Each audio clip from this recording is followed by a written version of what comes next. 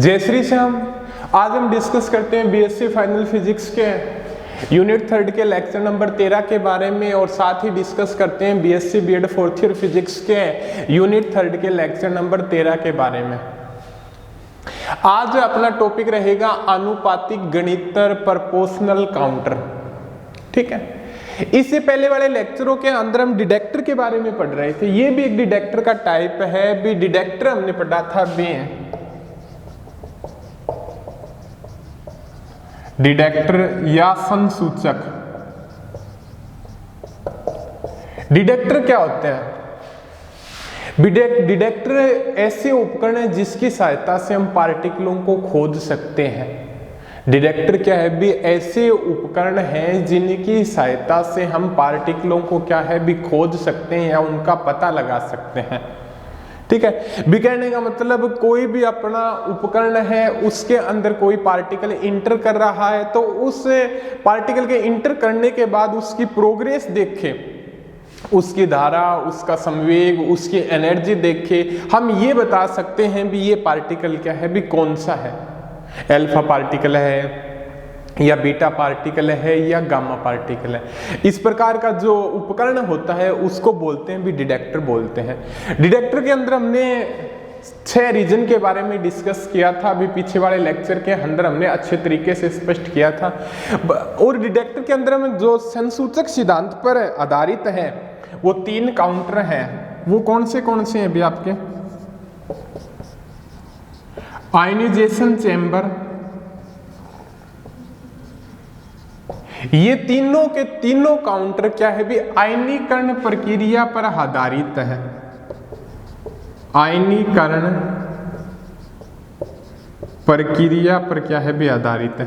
आयनीकरण प्रक्रिया पर आधारित होने का मीन्स क्या है भी कोई भी पार्टिकल इसके अंदर इंटर करता है, वह गैस के अणुओं को टकराएगा और उसे पॉजिटिव नेगेटिव में तोड़ देगा और फिर यह नेगेटिव आयनों के कारण क्या परिपथ में हमारे पास क्या भी धारा प्राप्त होती है और उसके अकॉर्डिंग हम पता लगा सकते हैं भी कौन सा पार्टिकल हमारे सामने इसके अंदर इंटर करवाया गया है। आयनीकरण प्रोसेस के बारे में हमने अच्छे तरीके से पढ़ा था पिछले वाले लेक्चरों के अंदर हमने। तो एक तो आयनाइजेशन चेंबर होता है, दूसरा क्या होता है प्रोपोर्शनल काउंटर और एक जीएम काउंटर या गेगर मूलर काउंटर। ठीक है, हम डिस्कस कर रहे हैं आज प्रोपोर्शनल काउंटर के बारे में। ठीक है, ये जो टॉपिक है आपका आयनाइजेशन चेंबर वाला, ये जो बीएससी फाइनल के सिलेबस के अंदर नहीं है तो इसके लिए आज इसको स्किप कर दिया गया है। बट ये जो टॉपिक है वो BSc BEd 4th year physics के अंदर है। हम इस बीएससी बीएड 4th ईयर की क्या अलग क्लासेस के अंदर इस टॉपिक को करवा देंगे। बीएससी फाइनल के अंदर आयनाइजेशन चेंबर नहीं है, बीएससी फाइनल के अंदर आनुपातिक गणितर प्रोपोर्शनल काउंटर ही है। अब ये बताता है भी आयनाइजेशन चेंबर के बारे में बताएगा। पहले भी आयनाइजेशन चेंबर के अंदर क्या है भी हम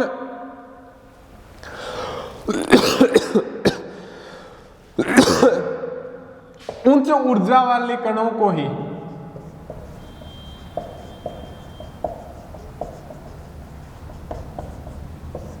आयनाइजेशन चैम्बर के अंदर क्या है भी हम उच्च ऊर्जा वाले कणों को ही क्या है भी हमें फाइंड कर सकते हैं, निम्न ऊर्जा वाले कणों को फाइंड नहीं कर सकते।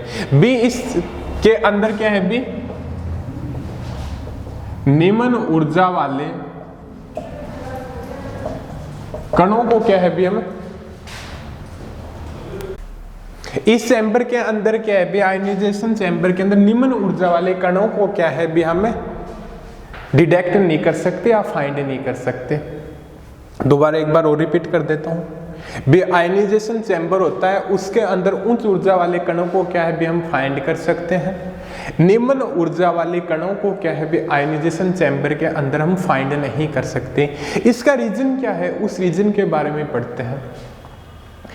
देखिएगा आप यहाँ पे जब उच्च ऊर्जा वाले कण फाइंड अंदर इंटर करेंगे तो इंटर करने के बाद क्या है भी वो गैस के अणु होंगे, उनके साथ क्या है भी गैस के अणुओं को तोड़ देंगे, एक पॉजिटिव आयन के अंदर विभक्त हो जाएगा और नेगेटिव आयन के अंदर, और नेगेटिव आयनों के कारण क्या है भी धारा प्रवाहित होती है।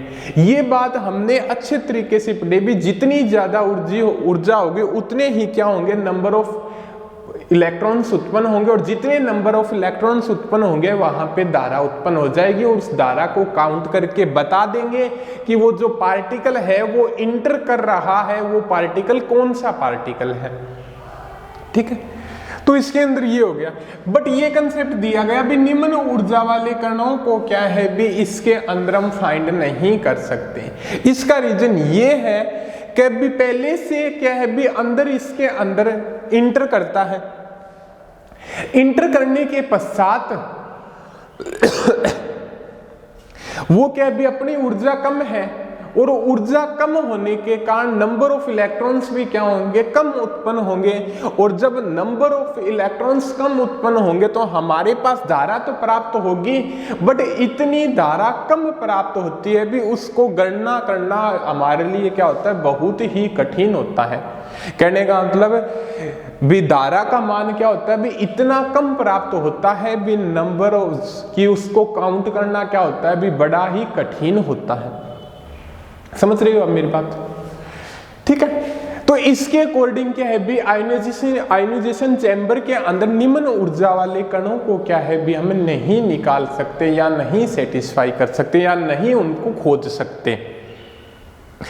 बट उसके बाद में प्रोपोर्शनल काउंटर आया, इस काउंटर के अंदर उच्च ऊर्जा वाले कणों को तो सेटिस्फाई कर सकते हैं, बट निम्न ऊर्जा वाले कणों को सेटिस्फाई क्या कैसे करेंगे भी निम्न ऊर्जा वाले कण नंबर ऑफ इलेक्ट्रॉन्स उत्पन्न होंगे, बट अपने ये पता है भी यहाँ पे आरोपित वोल्टता का मान क्या होता है ज्यादा होता है भी। अपने जो आपकी 3 स्टेज आपकी 6 स्टेज थी, फर्स्ट क्या भी आपका रिकॉम्बिनेशन रीजन, दूसरा था आयोनाइजेशन चैम्बर, तीसरा था आपका प्रोपोर्शनल काउंटर। प्रोपोर्शनल काउंटर के अंदर एवलांच से इफेक्ट उत्पन्न हो जाता है भी, पार्टिकलों की ऊर्जा इतनी अधिक हो जाती है कि वहां पे एवलांच से इफेक्ट उत्पन्न हो जाएगा। एवलांच से इफेक्ट का मतलब क्या होता है भी वहां पे जो इलेक्ट्रॉन होंगे वो क्या है भी गैस के अणुओं को और तोड़ के नंबर ऑफ इलेक्ट्रॉन्स और उत्पन्न कर देते हैं, जिसके कारण उस बेलनाकार के अंदर नंबर ऑफ इलेक्ट्रॉन्स की मात्रा क्या हो जाती है अधिक हो जाती है, और नंबर ऑफ इलेक्ट्रॉन्स ज्यादा होंगे तो वहां पे धारा की वैल्यू ज्यादा होगी, और उसके अकॉर्डिंग क्या भी उसको काउंट कर लेंगे और बता देंगे भी वो पार्टिकल कौन सा है। एवलांच इफेक्ट के अंदर आपने पढ़ा था। तो इस के अंदर क्या भी अपने उच्च ऊर्जा वाले और निम्न ऊर्जा वाले कणों को सेटिस्फाई कर सकते हैं या कणों को खोज सकते हैं। कौन से को? उच्च ऊर्जा और निम्न ऊर्जा दोनों को ही। पहले इसके बारे में पढ़ते हैं। ठीक है, बेस के अंदर क्या है भी उच्च ऊर्जा व निम्न ऊर्जा वाले कणों को क्या है भी अपने खोज सकते हैं। देखिएगा अब इसके स्ट्रक्चर के बारे में। इसके अंदर ये एक बेलनाकार पाइप होती है, इस बॉक्स के अकॉर्डिंग दिखाया गया है, बट ये एक बेलनाकार पाइप होती है, धातु की बेलनाकार नली होती है, और इसके अंदर गैस भरी जाती है। गैस कौन सी 90% तो क्या है भी आर्गन गैस और प्लस 10% मैथेन गैस भरी जाती है भी। इसके अंदर क्या होती है भी 90% तो क्या है भी आर्गन गैस भरी जाती है, और इसके अंदर क्या है भी 10% क्या भरी जाती है भी मैथेन गैस भरी जाती है इस बेलनाकार पाइप के अंदर। ठीक है, और यहां से जो बेलनाकार पाइप के जो बाहर ये दिखाई गई भी आपतित विकिरण के लिए पतली दीवार वाले विंडो, यहां से क्या है भी जिस भी पार्टिकल को डिटेक्ट करना होता है वो हमें पार्टिकल पता नहीं होता है, बट जो भी पार्टिकल इंटर करवाया जाता है वो इस जो पतली विंडो है इससे क्या है भी इसके अंदर इंटर करवाया जाता है। ठीक है, क्लियर है आपका? और यहां पे क्या है भी एक पतला तार लगा होता है। ठीक है, और इस पतले तार को ये कांच धातु की शील होती है, और विद्युत अवरोधक द्वारा क्या है भी इसके विद्युत अवरोधक पदार्थ द्वारा इस तार को क्या है भी इस बेलनाकार पाइप से अलग कर दिया जाता है, ताकि क्या है भी शॉर्ट सर्किट न हो। और यहां पे तार के नीचे भी एक कांच का मनका लगा दिया जाता है, उसका भी यहां पे क्या यूज है भी कि शॉर्ट सर्किट ना हो। और इस पूरे परिपथ को क्या है भी हाई वोल्टेज से भी कनेक्ट कर दिया जाता है। और यहाँ पे जो धातु की बेलनाकार नली होती है वो तो क्या काम करती है, कैथोड का काम करती है, और जो पतला तार होता है वो आपका क्या करता है भी एनोड का काम करता है। वो क्या करता है भी एनोड का काम करता है। ठीक है, ये हो गया भी आपका इसके बारे में पूरा का पूरा वर्णन। अब देखिएगा किस प्रकार से प्रोसेस स्टार्ट होती है। जब इसके अंदर क्या भी कोई भी आयन प्रवेश करता है तो वो आयन प्रवेश करने के बाद उसको क्या भी पॉजिटिव और नेगेटिव आयनों में क्या कर देता है भी तोड़ देता है। प्रवेश करने के बाद क्या भी वो पॉजिटिव और नेगेटिव आयनों में तोड़ देगा। ठीक है, और इस नेगेटिव आयनों के कारण भी यहां पे क्या होता है भी हाई वोल्टेज भी पॉजिटिव और नेगेटिव आयनों में क्या है भी उसको तोड़ देगा। तो पॉजिटिव आयन तो किसकी तरफ गति करेंगे, कैथोड की तरफ गति करेंगे। ठीक है, और नेगेटिव आयन क्या है भी किसकी तरफ गति करेंगे, एनोड की तरफ गति करेंगे, क्योंकि आकर्षण प्रकृति होगी।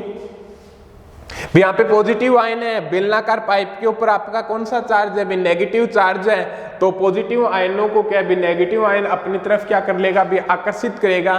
तो आपके जो पॉजिटिव आयन है वो तो क्या होंगे भी कैथोड की तरफ गति करते हैं, और आपके जो नेगेटिव आयन है वो यहाँ पे क्या तार क्या है भी आपका पॉजिटिव है, तो इसकी क्या है भी एनोड की तरफ गति करते हैं। कहने का मतलब जो धनात्मक आयन होंगे वो आपके धातु की बेलनाकार पाइप की तरफ गति करेंगे, और जो ऋणात्मक आयन होंगे वो क्या है भी आपके इस पतले तार की तरफ क्या करेंगे भी गति करेंगे। ठीक है,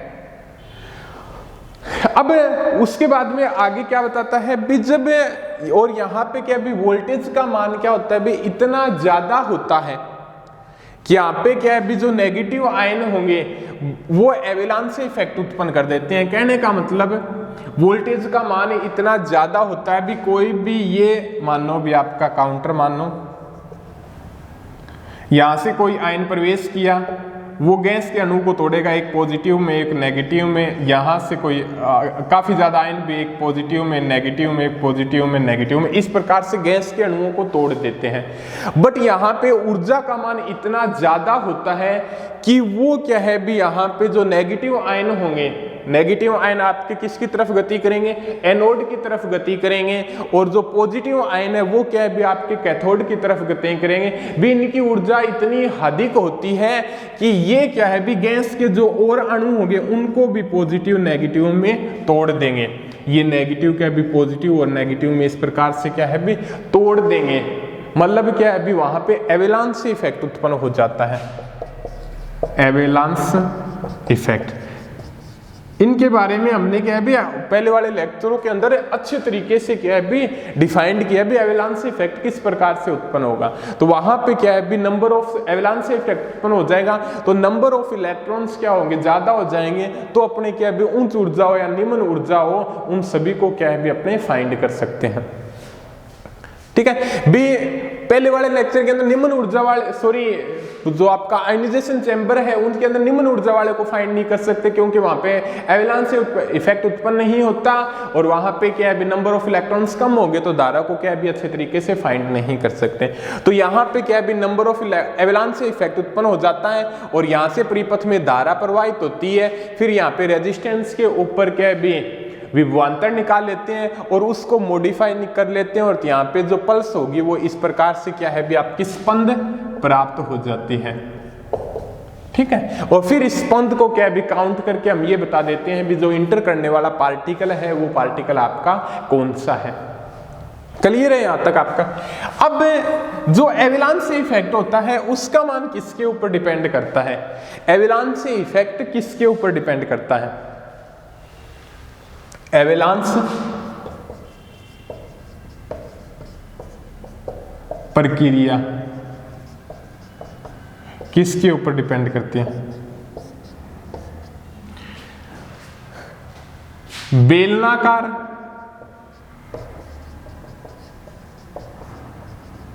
पाइप की त्रिज्या, तार की त्रिज्या, धातु की प्रकृति, गैस की प्रकृति, और किसके ऊपर डिपेंड करती है वे? आरोपित वोल्टता पे। एवलांस प्रक्रिया के इन सारे फैक्टरों के ऊपर डिपेंड करती है, आरोपित वोल्टता पे डिपेंड करती है। भी जो एवलांस इफेक्ट उत्पन्न होगा वो कौन से फैक्टर के ऊपर डिपेंड करेगा? बेलनाकार पाइप की त्रिज्या, जो बेलनाकार पाइप ली गई उसकी त्रिज्या क्या है? भी बी है। जो पतला तार है उसकी त्रिज्या क्या है? भी आपकी ए है।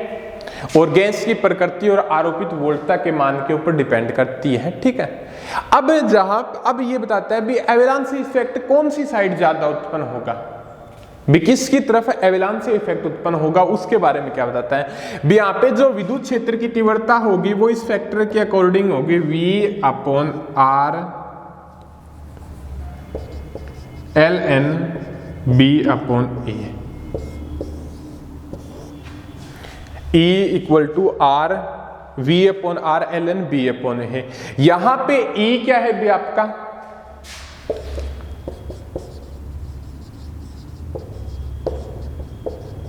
विद्युत क्षेत्र की तीव्रता, V क्या है भी आपका? विभवांतर, R क्या है भी?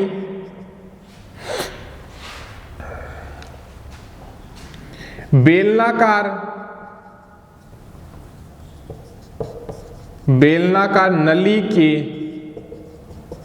अक्ष से दूरी, बेलनाकार नली के अक्ष से दूरी। B क्या है भी आपका? बेलनाकार पाइप की त्रिज्या, और A आपका क्या है भी? जो पतला तार दिया गया है उसकी त्रिज्या। सारे फैक्टर को बता दिया अपने। अब B आपका फिक्स है, A आपका फिक्स है, आरोपित वोल्टता आपको क्या है भी? इसके अंदर फिक्स ही रखनी होती है। जितनी आपको आरोपित वोल्टता आपको फिक्स ही रखनी पड़ेगी, आप इसको क्या भी चेंज नहीं कर सकते। या तो आप 200 रख लो, 300 रख लो, 400 रख लो, 500 रख लो या 600 रख लो, बट जो आरोपित वोल्टता का मान होगा वो हमेशा क्या रखना पड़ेगा भी? इसके अंदर कांस्टेंट रखना पड़ेगा।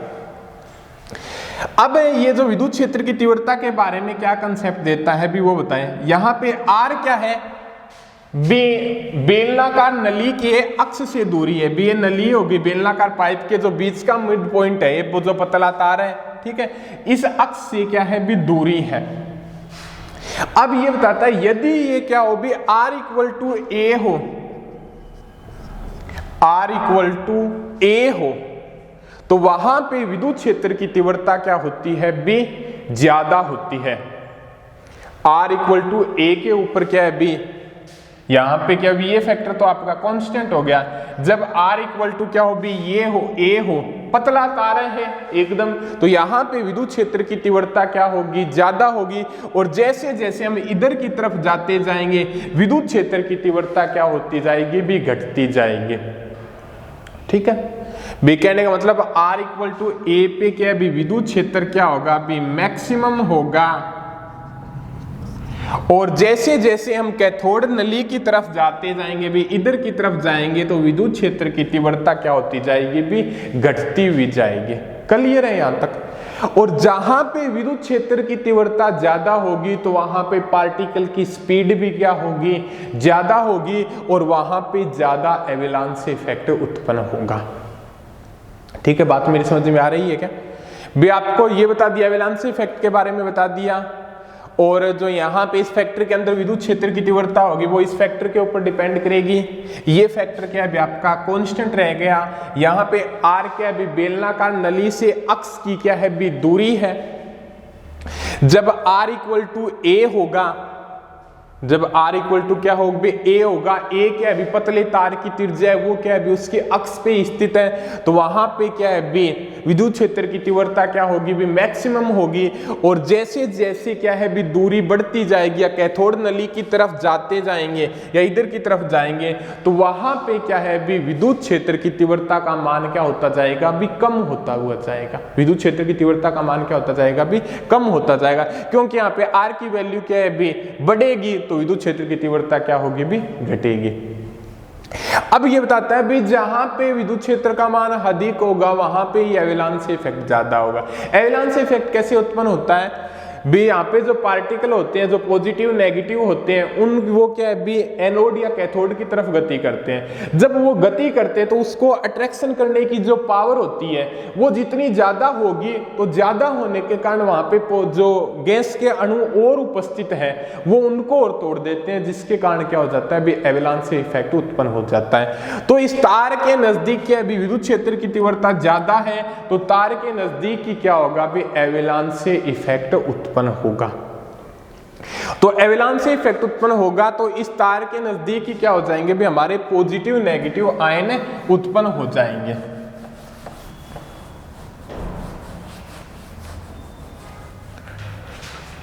इस तार के नजदीक ही क्या हो जाएंगे भी आपके पॉजिटिव नेगेटिव आयन क्या हो जाएंगे भी उत्पन्न हो जाएंगे। तार के नजदीक ज्यादा एविलांस इफेक्ट उत्पन्न होगा तो उस तार के नजदीक ही क्या होंगे भी हमारे पॉजिटिव नेगेटिव आयन क्या होंगे भी बहुत अधिक मात्रा में उपस्थित होंगे। तो वहां पे क्या होता है नेगेटिव आयन है वो किसकी तरफ गति करेंगे, पतले तार के ऊपर क्या है भी आपका पॉजिटिव चार्ज है और यहाँ पे कैथोड पे नेगेटिव चार्ज है, तो नेगेटिव आयन क्या होंगे भी एनोड की तरफ गति करेंगे और पॉजिटिव आयन क्या है भी कैथोड की तरफ गति करेंगे। तो नेगेटिव आयन क्या है भी तार के नजदीक है तो वो उसको पहुंचने में टाइम क्या लगेगा भी कम लगेगा, किसकी अपेक्षा धनात्मक आयनों के कैथोड की तरफ पहुंचने में, क्योंकि यहाँ को इसको तो क्या है भी इतनी दूरी तय करनी है और इसको क्या है भी इतनी दूरी तय करनी है। तो नेगेटिव आयनों को पहुंचने में नेगेटिव आयनों को एनोड की तरफ पहुंचने के लिए धनात्मक आयनों को कैथोड की तरफ पहुंचने के टाइम से क्या है भी कम लगेगा, क्योंकि नेगेटिव आयन क्या है भी एनोड तार के नजदीक है बट पॉजिटिव आयन भी एनोड तार के नजदीक है बट उनको क्या है भी कैथोड की तरफ जाना है तो उनको क्या है भी टाइम कम लगे। टाइम क्या है भी कैथोड आयनों को ज्यादा पॉजिटिव आयनों को ज्यादा लगेगा और नेगेटिव आयनों को क्या लगेगा भी आपका कम लगेगा। तो नेगेटिव आयनों को एनोड की तरफ पहुंचने में क्या है भी 1 नैनो सेकंड का टाइम लगता है। ठीक है, नेगेटिव आयनों को क्या है भी 1 नैनो सेकंड का टाइम लगता है, लगभग 10 की पावर माइनस 9 सेकंड। ठीक है, 10 की पावर माइनस 9 सेकंड। और ठीक है, बट ये बताता है भी यहाँ पे जो नेगेटिव आयन होंगे वो एनोड की तरफ क्या हो जाएंगे भी 1 नैनो सेकंड के अंदर संग्रहित हो जाएंगे और वहां से क्या भी धारा प्राप्त हो जाएगी और उसके अकॉर्डिंग क्या है भी इसको हम बता देंगे भी वो इंटर करने वाला पार्टिकल है वो पार्टिकल कौन सा है। बट ये बताता है भी जो पल्स प्राप्त होती है वो क्या है भी धनात्मक आयनों के मान के ऊपर भी डिपेंड करती है, भी इसको कितना टाइम लगेगा उस मान के ऊपर भी क्या है भी डिपेंड करती है। तो इसके अकॉर्डिंग जो स्पंद का जो आकार होगा वो किसके ऊपर डिपेंड करेगा उसके बारे में भी हम चर्चा कर लेते हैं।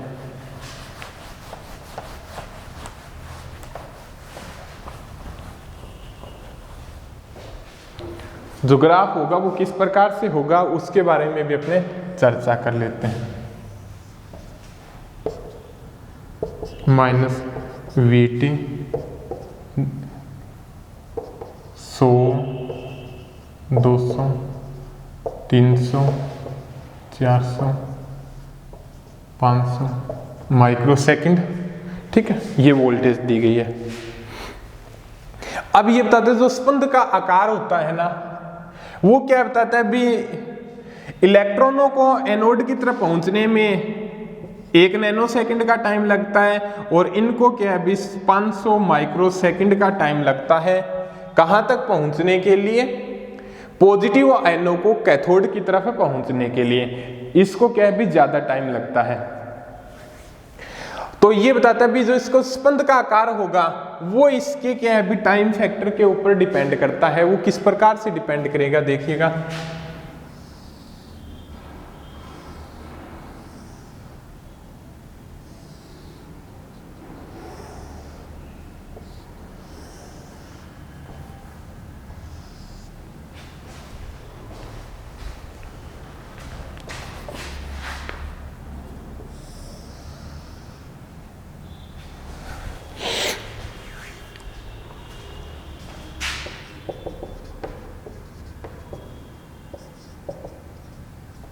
चालीस माइक्रोसेकंड और ये 100 माइक्रोसेकंड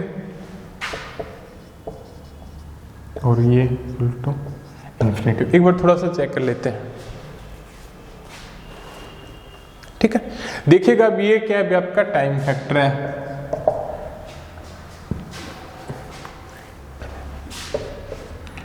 धनात्मक आयनों का कैथोड की तरफ पहुंचने में लगा समय, धनात्मक आयनों का कैथोड की तरफ पहुंचने में लगा समय है 1 नैनो सेकंड। क्या है भी आपका इलेक्ट्रॉनों का एनोड की तरफ पहुंचने में लगा समय, इलेक्ट्रॉनों का एनोड की तरफ पहुंचने में लगा समय। और ये क्या है भी आपका धनात्मक आयनों का कैथोड की तरफ पहुंचने में लगा समय। इसके अंदर क्या बताता है भी, ये क्या है भी आपका समय कालांक होता है। समय कालांक किसके ऊपर डिपेंड करता है भी आपका रेजिस्टेंस और कैपेसिटेंस के ऊपर डिपेंड करता है। बीएससी फर्स्ट ईयर के अंदर आपने पढ़ा भी होगा, ठीक है। तो स्टार्टिंग के अंदर स्पंद वोल्टेज क्या भी आपकी इंक्रीज होगी, फिर क्या है भी डिक्रीज होती जाएगी, फिर क्या होगी इंक्रीज होगी, फिर डिक्रीज होती जाएगी, फिर इंक्रीज होगी, फिर इस प्रकार से क्या भी आपकी स्पंद वोल्टेज प्राप्त होगी। जो आपकी इस प्रकार की जो शेप प्राप्त होती है ना, ठीक है, वो क्या है भी समय कालांक के फैक्टर के ऊपर आपकी क्या है भी डिपेंड करती है। इस प्रकार से क्या है भी आप इसको क्या है भी डेराइव कर सकते हो। स्पंद वोल्टेज को काउंट करके बता दोगे भी पार्टिकल कौन सा है। बी जिसकी ज्यादा स्पंद वोल्टेज प्राप्त होगी वहां पे ऊर्जा ज्यादा होगी, ऊर्जा ज्यादा होगी तो उच्च ऊर्जा वाले पार्टिकल होंगे। स्पंद वोल्टेज क्या होगी भी कम होगी तो वहां पे ऊर्जा कम होगी तो निम्न ऊर्जा वाले पार्टिकल होंगे। और भी सारे कंसेप्ट होते हैं, मोमेंटम होता है आपका, एंगुलर मोमेंटम का भी यूज कर लेते हैं, उसकी एनर्जी फैक्टर का भी यूज कर लेते हैं, उसके चार्ज को भी डेराइव कर देते हैं। ऐसे पार्टिकलों के सारे कंसेप्ट मिला के बता देते हैं भी वो पार्टिकल क्या है भी कौन सा है।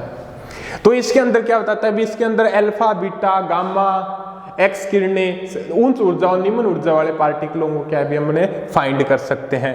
बट इसके अंदर कमी क्या है भी, इसके अंदर आरोपित वोल्टता के मान को फिक्स रखना पड़ता है। आरोपित वोल्टता के मान को क्या रखना पड़ता है भी, फिक्स रखना अति आवश्यक होता है। ये था आपका प्रोपोर्शनल काउंटर। कहने का मतलब काउंटर की प्रोसेस क्या है भी, वैसे थ्योरेटिकली पार्ट दिया गया है, बट ये बताता है भी इसके अंदर कोई पार्टिकल होगा, आयनाइजेशन आयनीकरण प्रक्रिया होगी, पॉजिटिव नेगेटिव आयन उत्पन्न होंगे और पॉजिटिव नेगेटिव आयन उत्पन्न होंगे तो वो क्या है भी एनोड की तरफ एकत्रित होंगे और नंबर ऑफ इलेक्ट्रॉन्स के ऊपर क्या है भी धारा का मान डिपेंड करेगा और उस धारा की वैल्यू को फाइंड करके बता देंगे भी वो दिया गया पार्टिकल क्या है भी कौन सा है। ठीक है, इस प्रकार की सिंपल प्रोसेस होती है। बट इसके अंदर क्या है भी, किसी के अंदर जो आयनाइजेशन चैम्बर होता है उसके अंदर क्या है भी आरोपित वोल्टता का मान कम होता है, जिसके कारण क्या है वहाँ पे एवलांस इफेक्ट उत्पन्न नहीं हो पाता। एवलांस इफेक्ट उत्पन्न नहीं हो पाता तो निम्न ऊर्जा वाले कणों को क्या है वहाँ पे हम डेराइव नहीं कर सकते, क्योंकि नंबर ऑफ इलेक्ट्रॉन्स कम होंगे। नंबर ऑफ इलेक्ट्रॉन्स कम होंगे तो वहाँ पे धारा की वैल्यू क्या होगी, कम होगी, जिसको क्या है काउंट नहीं कर सकते। बट इसके अंदर क्या है निम्न ऊर्जा वाले के अंदर नंबर ऑफ इलेक्ट्रॉन्स तो कम है बट आरोपित वोल्टता का मान क्या है ज्यादा है, तो वो क्या होगा, ज्यादा होने के कारण एवलांस इफेक्ट उत्पन्न हो जाएगा और एवलांस इफेक्ट उत्पन्न हो जाएगा तो वहाँ पे नंबर ऑफ इलेक्ट्रॉन्स ज़्यादा हो जाएंगे तो वहाँ पे धारा की वैल्यू फाइंड हो जाएगी। तो इन चैप्टरों इस के अंदर क्या है उच्च ऊर्जा और निम्न ऊर्जा वाले दोनों कणों को क्या है सेटिस्फाई कर सकते हैं। आगे वाले लेक्चर के अंदर हम डिस्कस करेंगे मोस्ट इंपोर्टेंट टॉपिक है गाइगर मूलर गणित्र या जीएम काउंटर के बारे में, वो आगे वाले चैप्टर के अंदर डिस्कस करते हैं।